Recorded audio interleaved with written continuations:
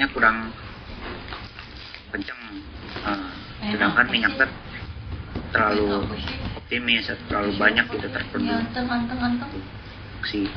Ya, mungkin teman-teman ada yang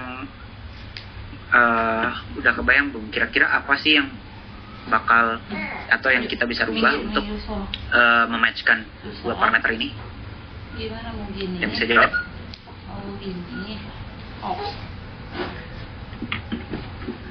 Oke, kalau misalkan nggak ada, gampangnya gini. Anggap aja misalkan kita nggak percaya dengan data relatif permeabilitas, sehingga kita mau melakukan studi sensitivitas terhadap kurva relatif permeabilitas terhadap performa produksi daripada simulasi kita tadi. Misal saya mau critical water saturation, kemudian kelengkungannya, misalkan di sini kelengkungan minyak, kelengkungan air, kemudian misal itu aja dulu, sama endpoint daripada minyak maupun air gitu. Kalau misalkan teman-teman nggak tahu ini itu apa, teman-teman bisa lihat di sini ya. Nah, ini diagramnya. Teman-teman bisa lihat diagramnya, kira-kira teman-teman misalkan merubah yang ini ya, KRWU. Nah, klik aja di sini. Ups, mana tadi? Sama KROLW. Nah, misalkan ini aja yang mau teman-teman rubah atau pengen tahu efeknya itu gimana ke performa produksi. Kalau sudah, ini adalah variabel yang teman-teman mau tahu efeknya terhadap hasil simulasi. Kemudian saya juga mau tambahkan misalkan gimana kalau saya kalikan permeabilitas dengan nilai tertentu. Saya mau klik di sini. Misalkan saya mau di satu region ini, checklist. Kemudian ini adalah berapa kalinya. Jadi satu itu maksudnya satu kali permeabilitas yang kita punya, artinya kemudian kita mau coba multiply atau kalikan dengan 0,1, artinya kita bagi 10 sampai dengan 10. Misal saya mau bagi batasnya jadi 2 dari 5 gitu aja ya, yang nggak terlalu renggang. Belum lagi? Ini satu aja deh, karena base-nya kan 1, kita mulai dari 1 sampai 5. Kita mau cari nih, kira-kira multiply berapa antara 1 sampai 5 yang cocok untuk meningkatkan produksi air dan menurunkan produksi minyak gitu. Dan juga relatif permeabilitas. Kalau sudah, teman-teman bisa create history matching project di sini. Iya. Bisa 3. Ada yang lewat belum sebelum kita lanjut nih? Harus dicek dulu pas dicairin, kalau kan ada yang kental-kental tuh. Ini Kalau ada kental pas dikocok nyatu itu nggak basi. lihat ini yang dicek. Kalau nggak nyatu berarti basi. Terlihat bang. Ya. Yang ini aja. Ini pemisalan aja ya, pemisalan kita nggak percaya sama data-data ini. Kembali kan kita bergerak di ketidakpastian. Misal saya nggak percaya dengan data SWCR, KROLW, dan sebagainya di sini. Kemudian saya juga pengen tahu efek daripada pengalian permeabilitas terhadap performa. Udah, ada yang ditanya lagi? Kalau nggak kita create history matching project di sini. Kita klik, create. Nah, kemudian INF akan bertanya di mana sih taruh filenya gitu. Taruhlah di file yang tadi teman-teman import data Eclipse. Ini saya save. Oke. Setelah itu, nah setelah itu akan keluar seperti ini, model skew. Nah teman-teman bisa ini apa ya? Ini lebih ke kemampuan komputer teman-teman sendiri sih. Tuh ada yang berapa core di sini kan, kebetulan komputer saya ini 8 core, jadi saya pakai 8 core di sini. Ini mah ikutin apa kata bangun aja deh. Ya. Dibaca kasih. Kemudian kita oke kan di sini. Baca. Nah, setelah oke, maka dia akan bertanya. Si TNF ini akan bertanya settingan kita. Oke, sampai sini ada yang mau ditanyain nggak?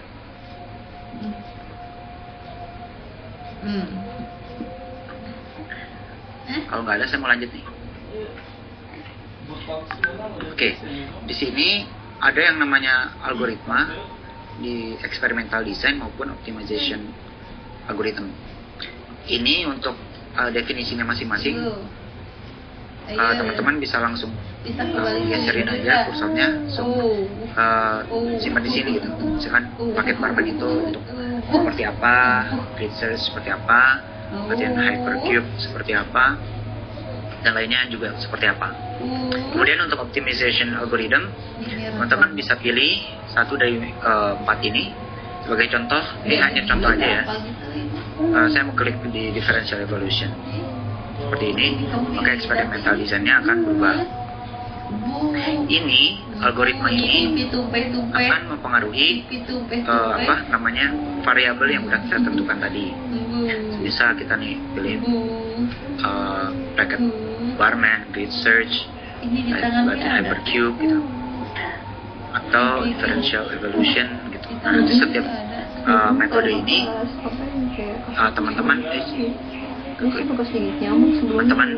bisa bisa pelajari sendiri lah mana kira-kira yang biasa kita gunakan untuk melakukan optimisasi atau sensitivitas, uji sensitivitas. Nah, kalau dengan menggunakan differential evolution, kita akan diberikan kurang lebih 180 model dengan kombinasi nilai-nilai yang udah kita input di sini. Paham nggak? Nggak paham, mungkin ini bisa bisa teman-teman bisa latihan sendiri di rumah, balik aja kayak gitu supaya teman nanti juga lihat. Atau mungkin kita balik lagi ke Latin Hypercube yang tadi udah settingan PNF-nya gitu. Kalau misalkan kita nggak mau ambil pusing, kita ambil aja yang termudah, Latin Hypercube misalkan gitu. Nah di sini kalau Latin Hypercube ini basically statistical. Misalkan nilai KRO tadi minimumnya minus 0,1 sampai 0,1, value-nya ini kita bisa set dari uniform, normal, log normal, atau triangular. Nah teman-teman kalau nggak tahu, uniform aja udah sama semuanya. Ini masalah statistik yang mungkin teman-teman bisa baca lagi pelajaran Pak Aris mengenai statistik, mengenai distribusi itu seperti apa. Oke, ini kalau ini cuma metode optimisasinya aja, terserah pilih yang mana. Tapi tentunya teman-teman harus pilih kira-kira mana sih yang lebih teman-teman plot di dalamnya atau lebih pede melakukan studinya gitu. Kalau ini udah, teman-teman bisa ke objective function di sini. Sebelumnya ada yang ketinggalan nggak? Nggak ada ya? Apa?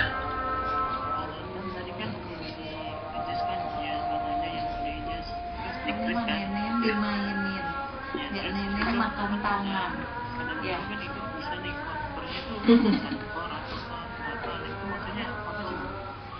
Itu kecepatan komputer. Kecepatan komputer. Jadi istilahnya TNF itu nanya komputernya mau dipakai semua nih apa enggak gitu, kemampuannya gitu. Kalau bahasanya manusia itu manusia punya 2 kaki, masih TNF nanya mau pakai berapa kaki, 1 atau 2 gitu, gitu aja sih. Makin besar kan berarti makin cepat kan gitu untuk ngeran. Buat ngeran aja nanti gimana. Abang jago. Oh iya mah. Oke, yang ini udah kan? Bisanya nggak ada yang objektif function. Nggak ada objektif function ini? Iya belum. Iya bang. Tapi ini udah dimasukin semua? Ini ada? Ada bang. Ada. Laptopmu crash mungkin. Coba cek dulu. Teman-teman yang lain gimana, ada nggak? Yang lain ada nggak? Kenapa tadi? Apa? Ini objektif. Ada bang. Ada. Objective function. Kalau nggak mungkin kurang digeser gini nih. Oh nggak bisa ya. Coba dicek. Kalau nggak mungkin crash atau bugs gitu.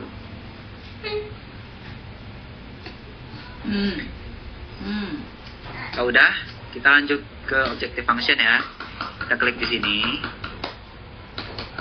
Nah di objective function ini kita ditanya kira-kira apa sih yang mau kita matchkan gitu.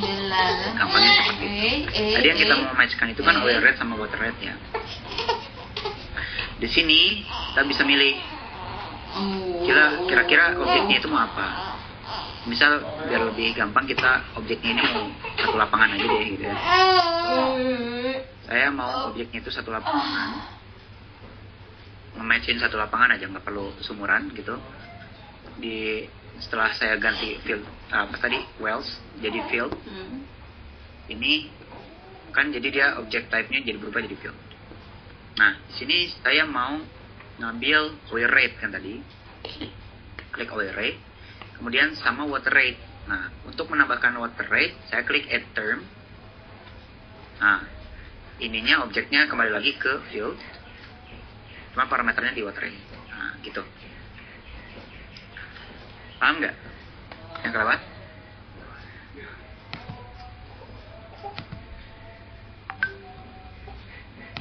Aman ya?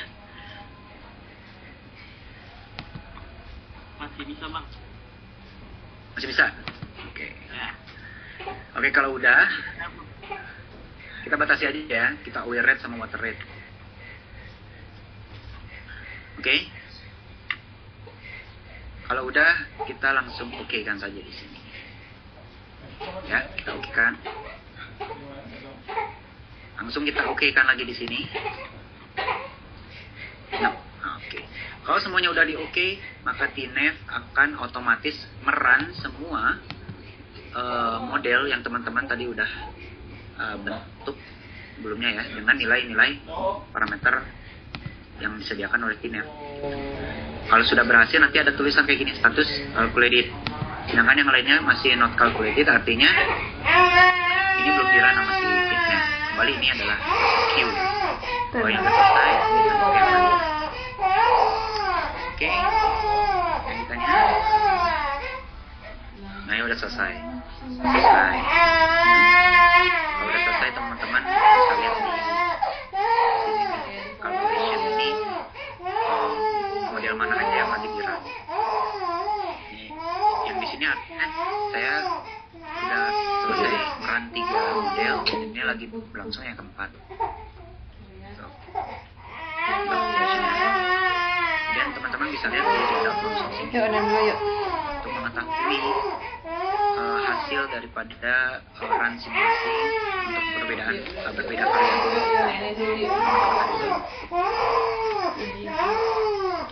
Mulai dari tabelnya, table, graph, Ngantuk kan? Ngantuk ini bapaknya. kan bisa lihat di sini kan, Benar. terus cross plot gitu-gitu. Baby ngantuk mau sambil Ada yang mau ditanyain? Ada yang kelewat nggak? Saya bang. Kenapa? Kelewatnya nggak jauh-jauh kan? Yang punya tadi nggak ada objektif yang tadi bang. Ya, itu nggak tahu saya. Mungkin kalau masukin core kali bang ya, yang core yang ini objective function kan sebelumnya. sayang. Sayang. Sini. Coba Nih. lihat di core-nya. Nih tuh. Baru bang. Kenapa? Aku besok. Atau baru? Ini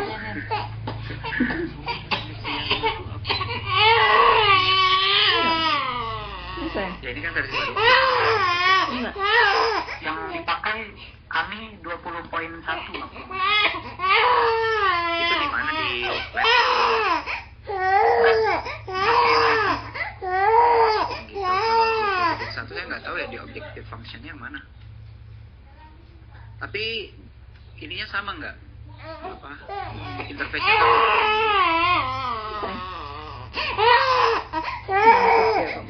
Beda Bang? Beda? Sini. Waduh, Mau sebelah kiri. saya nggak punya Mau soalnya. ganti sebelah kiri. Satu tuh. Pokoknya intinya cari aja dulu objective function, terus definisikan seperti tadi. Lihat lah. Nah ini udah selesai kalkulasi. Dari sini kita bisa lihat efek dari setiap variabel. Oke. Iya, enggak sayang. Terus sayang.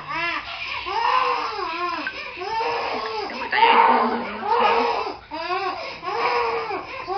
Sayang, Gojek udah nyampe. ini ya kalau lama dia kemampuan tersendiri. Udah selesai berapa?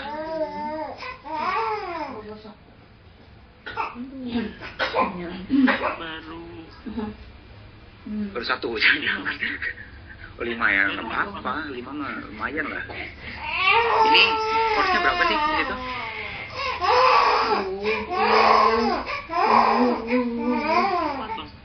4 oh ya, nggak apa-apa. Wajar.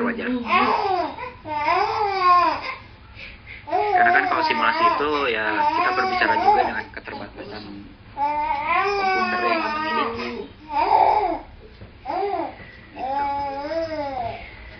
Berarti semakin korbannya semakin besar berarti semakin cepat Bang. Betul. Makanya belinya Core i7. Yang terbaru dah pokoknya. Kalau nggak Ryzen. Masih AMD A4 Bang. Apa? Masih AMD A4.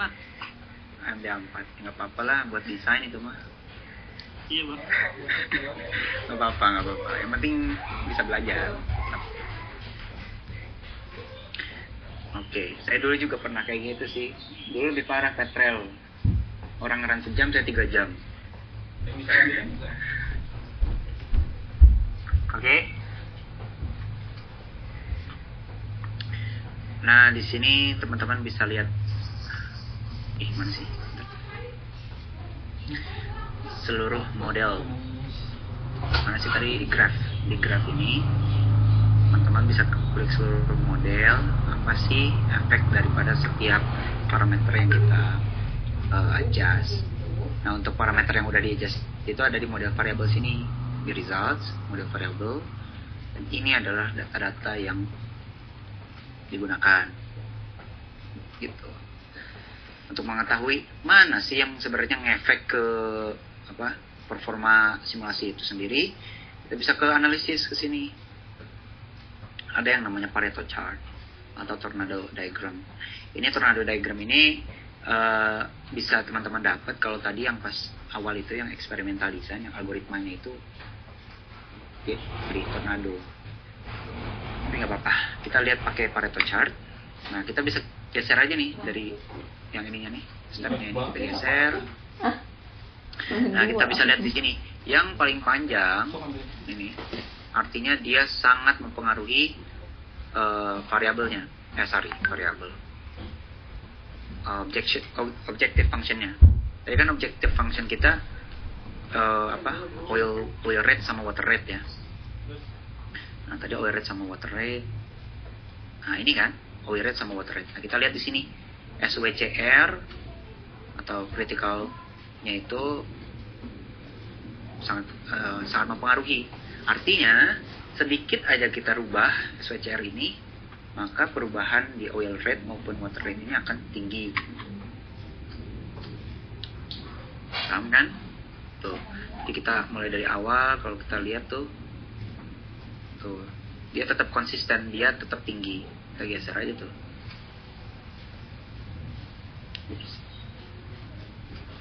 Nah dari sini mulai si permeabilitas lebih mempengaruhi seperti itu. Tuh.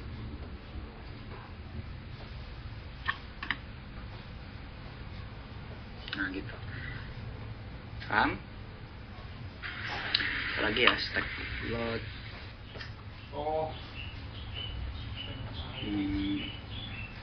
Nah dari grafik ini, mana sih field nih?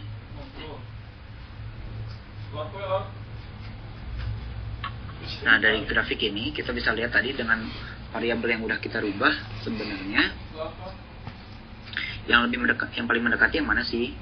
Ya kita bisa lihat di sini kalau dari mata kita sih yang warna ini kan, yang warna ungu ini, yang warna ungu kalau kita klik, nah yang ini eksperimen yang 4 ini kita bisa enhance supaya dia itu lebih dekat ke bawah ke oil red yang kita inginkan. Itu. Kita coba lihat di water red apakah sama juga yang keempat tadi. Nah, ternyata ini yang keempat juga. Ternyata model yang keempat ini juga sama, dia itu mendekatkan hasil simulasi ke hasil history gitu. Lalu langkah selanjutnya apa sih? Nah gampangnya kita lanjutin aja eksperimennya dari yang keempat ini dengan merubah variabel yang kiranya bisa merubah performa daripada simulasi mendekati ke object data. Kita klik aja di sini model variabel. Nah kita lihat angka-angka di sini. Tadi yang paling sensitif itu kan di sini ya, angka SWCR-nya itu sensitif sekali untuk oil red maupun water red. Nah, kemudian angkanya itu seperti apa? Apakah lebih tinggi apa lebih rendah dari ini gitu? Nah, kita bisa lihat juga di analisis tadi. Mana tadi?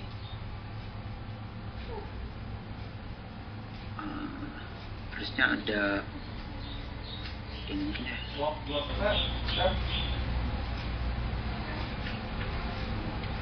Sebentar saya cari dulu.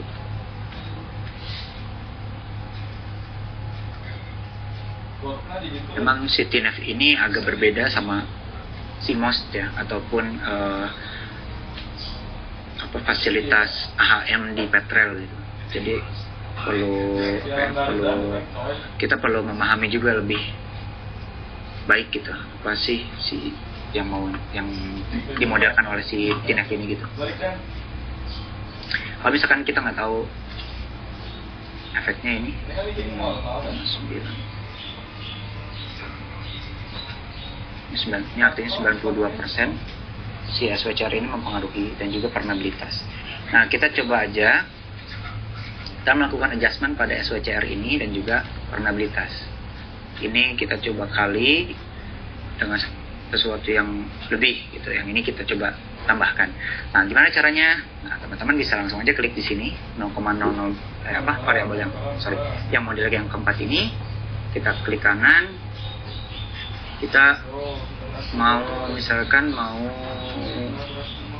melakukan eksperimen hanya SWCR sama permeabilitas saja, yang lainnya biarin aja kayak gitu. Kita klik di sini, get user variance from select variance. Kita klik sini. Nah, teman-teman bisa input sendiri. Kira-kira yang teman-teman mau angkanya berapa? Kita bisa klik add new column seperti ini. Misalkan kita mau ngerun 5 lagi deh, 5 varian gitu. 0, 1, 2, 3 sampai 4. Kita mau ganti tadi di sini 1,3 ya. Akan di sini saya kali 5. Di sini kali 2. Ini kan permeabilitas ya. Ini saya random number aja ya. Kali 3 lagi atau 0,5. 0,5 itu maksudnya dibagi 2 ya. Kemudian tadi SWCR. Di sini misalkan saya kasih 0,3 atau 0,1. Ini kembali lagi, ini yang saya lakukan nggak pakai sense ya. Ini hanya ingin ngasih tahu aja ke teman-teman si ini F ini seperti ini gitu ya, 0,22 gitu. Dan misalkan 0,31. Oke, jadi random number banget nih ini. Kemudian kita bisa langsung oke. Kalau kita udah masukkan di sini, kita klik oke. Nah, TNF akan kembali merun berdasarkan apa yang udah kita set tadi di model yang keempat ini. Kita lihat di calculation. Nah, dia TNF akan nambah 5 lagi. Gitu. Ada yang mau ditanyain? Kok yang saya bayangnya yang awal udah Kenapa? probability-nya udah 3 ya? Yang keempat. Yang ini? Iya. Ya karena jadi gini mas, jadi intinya model yang keempat di saya itu belum tentu sama dengan yang kayak di mas, karena ini random number. Ini semua di generate sama TNF. Jadi mas harus lihat juga di grafik, yang graf tadi. Kan kalau saya yang paling dekat tadi yang warna ungu ya, yang warna ungu itu yang keempat. Mas lihat sendiri, yang mas misalnya warna hijau, kalau diklik ternyata yang ini gitu. Coba dicek dulu bro.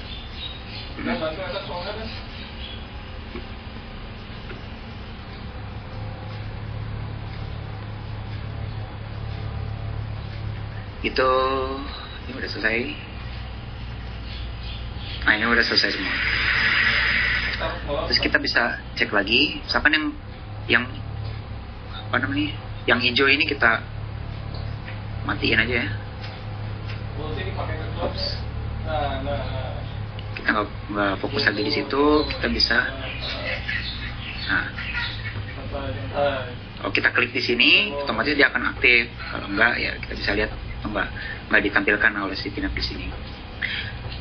Ya, kemudian untuk yang oil juga begitu. Nah, oil ini udah agak sedikit match nih, yang warna oranye ya. Kalau kita klik di warna oranye, nah ini variabel yang di sini nih, yang kelima, model yang kelima ini, yang oil, yang oil. Tapi ternyata kalau kita lihat di sini yang kelima itu ternyata airnya malah menjauh, gitu. Jadi teman-teman, istilahnya di AHM ini TNF itu memberikan apa ya? Memberikan kita keleluasaan untuk menginput data dengan range yang benar-benar kita sudah pastikan range tersebut masuk di akal dan sesuai dengan data yang kita miliki di lapangan. Nah, dari sini kita bisa pilih kira-kira model mana sih yang match gitu dengan enggak biar diangkat lagi gitu. diangkat. Kemudian ini kan water rate, ini oil rate.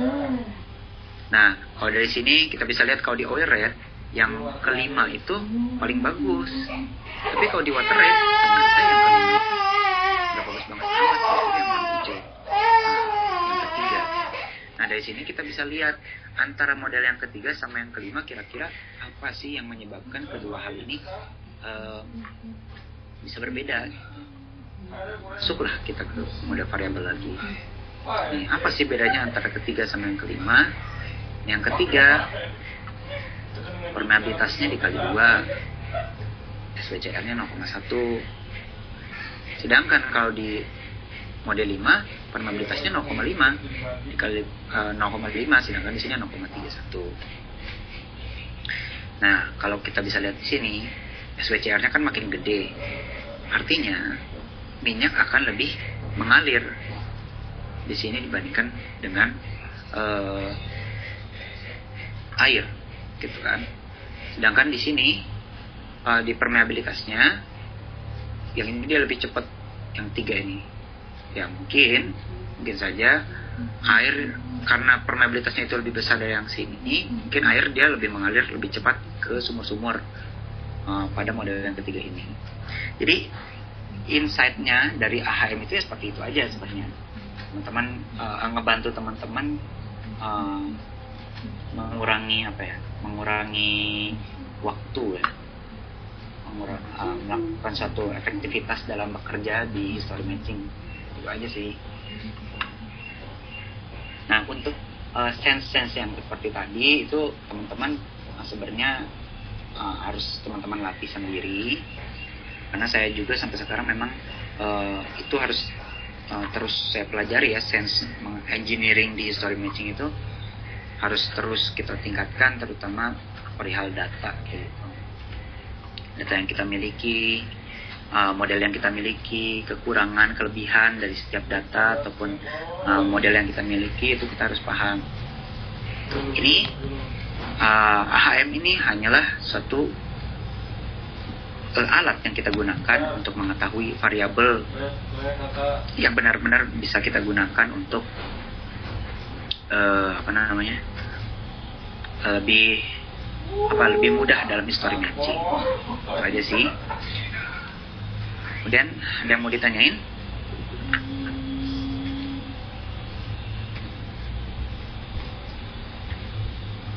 Ada mau ditanyain? Ya.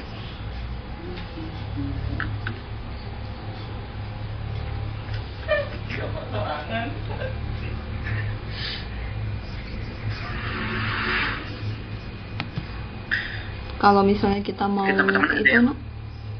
Kalau mau ngejas, misalnya mau ngejas KR secara manual, narik-narik garis gitu, bisa nggak sih di TINAF? Narik-narik garis maksudnya Kayak yang misalnya kalau di Petrel pakai function window, terus bisa ditarik-tarik titiknya gitu.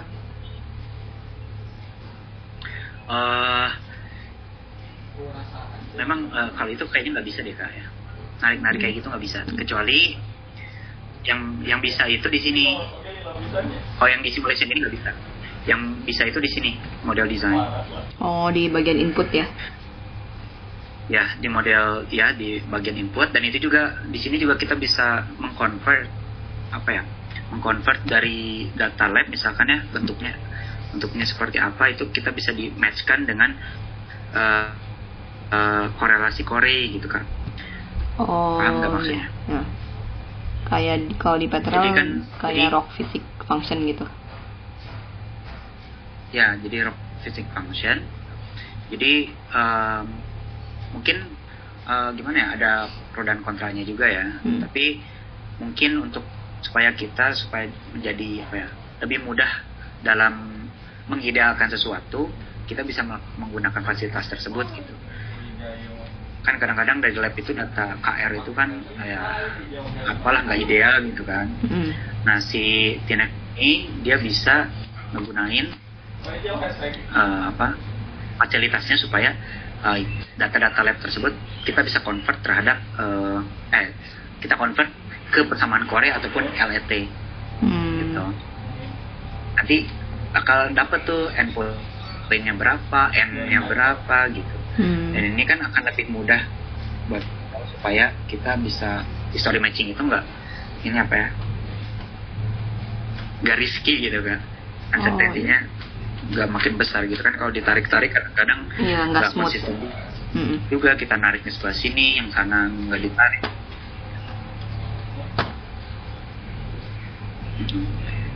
Gitu sih kan.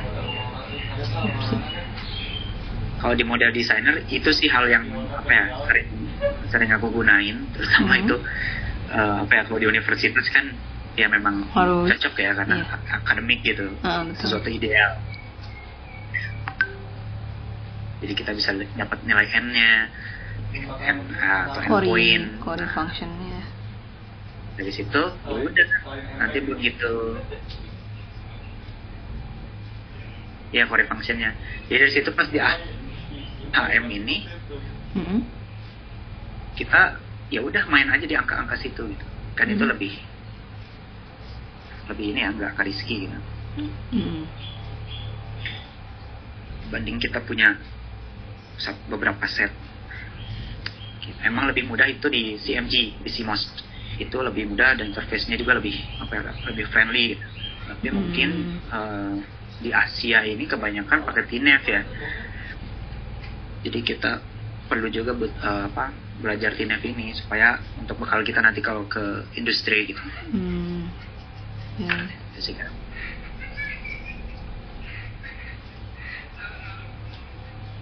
Ada yang mau ditanyain? Tadi kayaknya ada mau nanya deh. Gimana Dede, Tajudin, Farhan, ada yang mau ditanyain?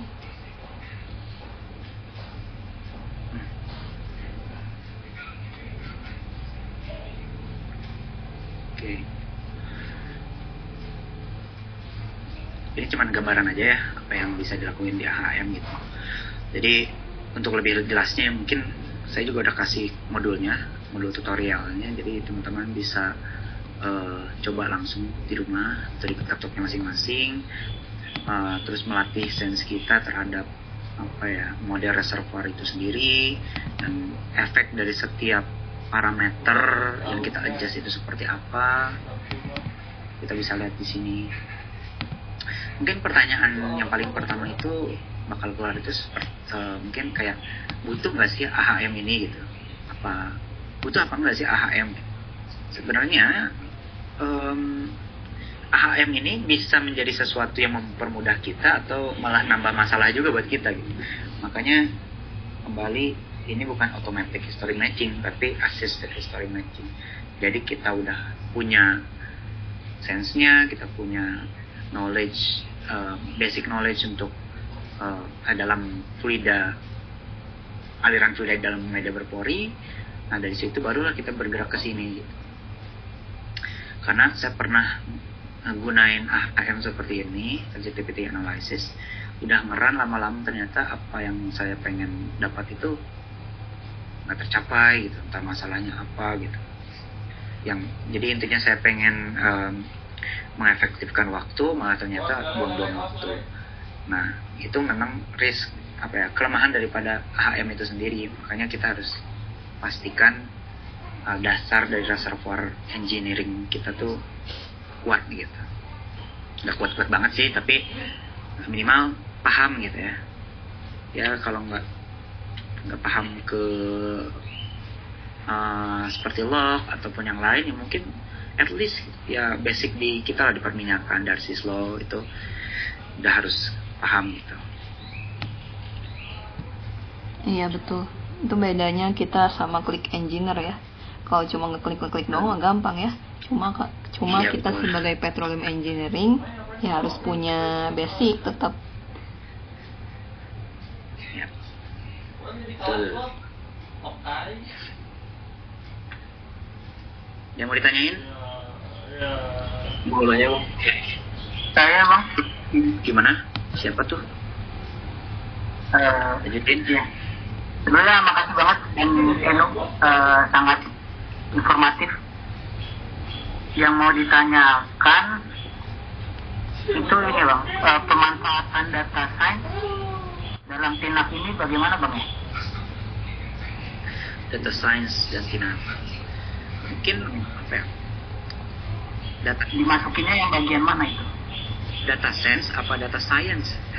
Data science. data Data science. data science. Di TNAV ini sebenarnya ada beberapa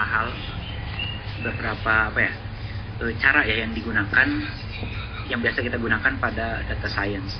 Sebenarnya gini, teman-teman mungkin ada juga yang berpikir kalau data science, menjadi data scientist itu ada sesuatu yang futuristik gitu untuk masa depan kita. Mungkin TM bakal kalah dari data scientist itu sih. Tapi gini,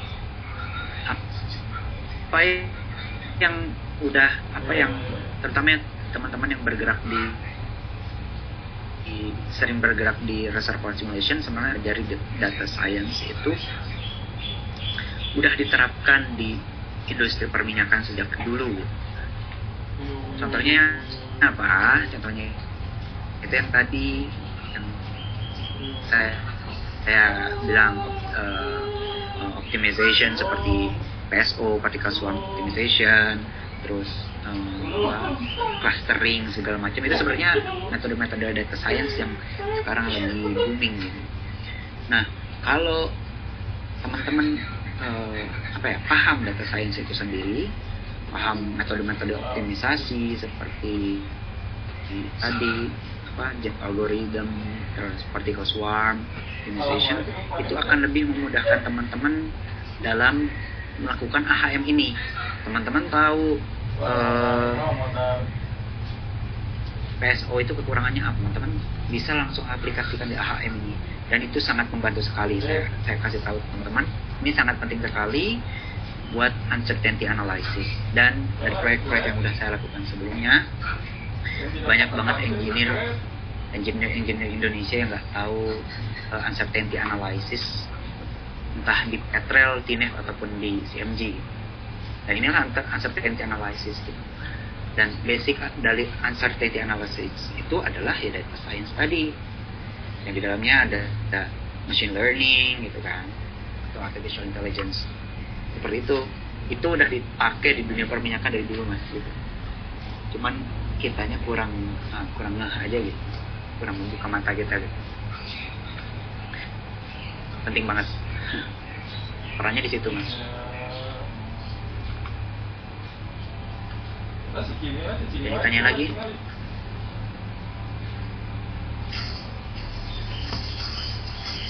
Saya itu kemarin ada ini ya, mungkin ada cerita juga sedikit. Ada satu perusahaannya ini meminta seorang data science, di mana data science-nya ini maksudnya dia bisa juga petroleum engineer, karena dia mau membuat satu tool. Toolnya ini berkaitan dengan simulasi reservoir. Gimana caranya si tool ini bisa ngebantu seorang reservoir simulator, reservoir simulation engineer untuk bisa mengefektifkan pekerjaannya. Ya mungkin dia akan membuat satu tool yang seperti kayak gini juga gitu.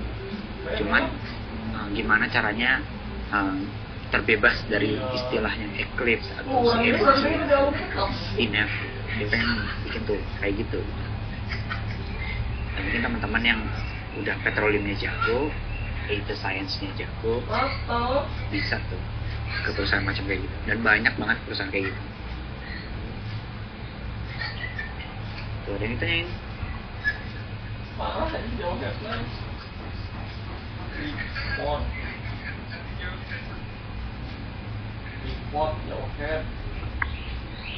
Gimana?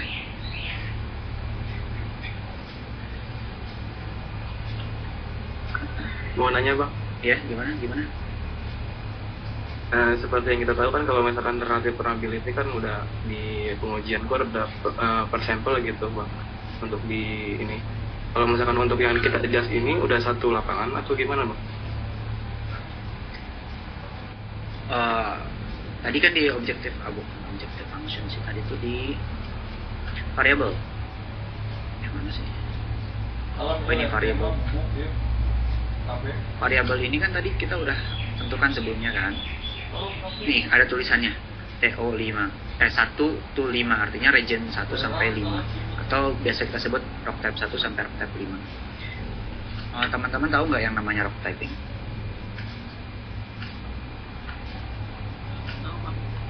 Gimana? Putus-putus? Tahu kan? Nah, intinya di rock typing itu kita mengambil beberapa sampel kan ya, beberapa sampel dari reservoir yang kemudian kita lakukan grouping ya, sehingga kita tahu di lapangan tersebut ada misalkan rock type-nya itu ada 5 macam. Nah, setiap macam rock type itu punya KR PC masing-masing, paham? Jadi kalau misalkan teman-teman modified gitu di sini, kalau yang saya tadi lakukan itu kan 1 sampai 5, artinya rock type 1 sampai rock type 5 saya adjust gitu. Sebenarnya kalau kayak gini sih nggak bisa dibilang terlalu terlalu ini juga sih, risky juga, karena ini seolah-olah kita nggak percaya sama kelima data archetype tersebut gitu. Tapi di story matching ya, pelajaran yang paling utama itu adalah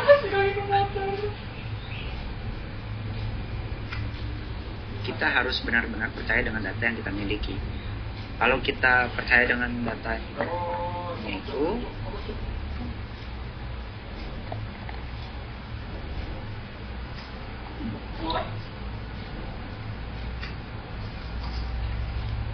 sebisa mungkin data tersebut jangan kita rubah di semua hasil.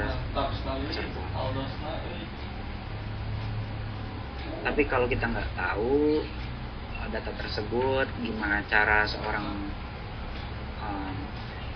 orang yang di lab dia bekerjanya kayak gimana, mengukurnya gimana, apa mereka asal-asalan kayak gitu, barulah kita bisa adjust di situ. Itu Mas. Yang ditanyain lagi?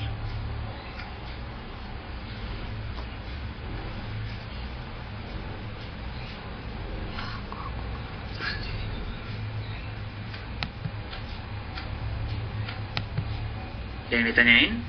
Ayo.